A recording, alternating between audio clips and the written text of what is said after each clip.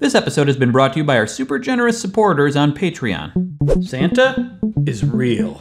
At least his bones are. I'm not talking about the supernatural demigod who breaks all the laws of physics and brings joy to all the children in all the world. I'm talking about Saint Nicholas, the 4th century Greek bishop that Santa was based on. Santa is based on a real guy. We know this because we definitely have his bones, or at least we think so. Over the years, Santa's bones have been scattered all across the world, but do they really belong to the guy who we now call Santa? Good Stuff producer Matt Weber goes on a festive journey in search of Santa's bones.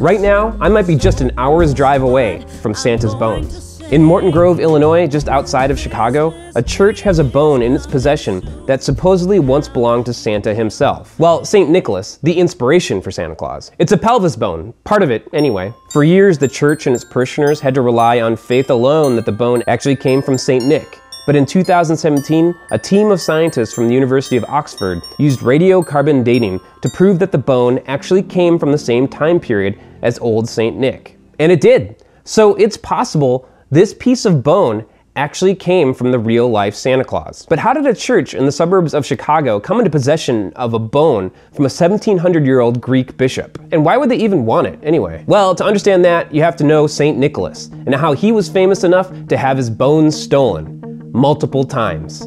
Yeah, it's kind of weird. Above all, St. Nicholas was known for his generosity, especially to children. There are many legends of him helping those in need by providing them with gifts of food or money, usually secretly. Out of this, the idea of Santa Claus delivering presents grew. But it was St. Nicholas's status as patron saint of the sailor that eventually led to the global dissemination of his legend, as well as the distribution of his bones. In the 11th century, about 700 years after his death, the land where St. Nicholas was buried was invaded. In the centuries since his death, St. Nicholas's tomb had become a popular pilgrimage destination and a lucrative business endeavor for many in the Italian cities of Bari and Venice. Now that the region was in so much political turmoil, they worried that St. Nicholas's tomb might be too difficult to reach to continue as a viable business venture. So they decided to steal his bones. Okay, it wasn't all about business and money-making. There were definitely faithful Christians who were genuinely worried about the sanctity of St. Nicholas's tomb. You have to understand, his burial spot was sacred, and his earthly remains were holy relics, imbued with inexplicable power, like the power to heal the sick and miraculously transubstantiate people's faith into money. Anyway, it was eventually an Italian merchant ship whose crew sometimes behaved in a way that could make some people mistake them for pirates who embarked on a mission to Turkey to steal St. Nicholas's bones. After all, he is the patron saint of sailors, and pirates are sailors too. That's where most of it remains to this day, in the Basilica of St. Nicholas. That's where most of Santa's bones are, anyhow.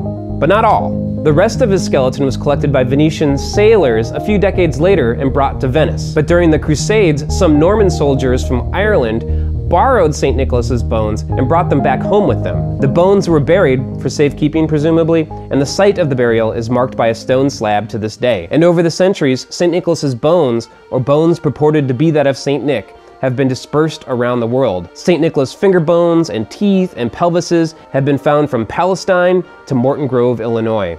In 2001, some of the relics were lost when the St. Nicholas Orthodox Church was destroyed by the collapse of the World Trade Center during the 9/11 attacks. In 2009, Turkey formally requested that Italy return St. Nick's bones to their original resting spot. Italy hasn't returned them yet, but in 2017, the Pope loaned one of St. Nicholas's ribs to the Russian Orthodox Church. So maybe this Christmas, instead of Santa bringing us gifts, maybe we should think about giving him his bones back.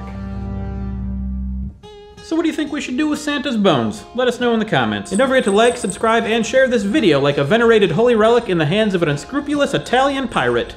If I had a nickel for every time I said that. And thank you to you Patreon patrons for making this video possible.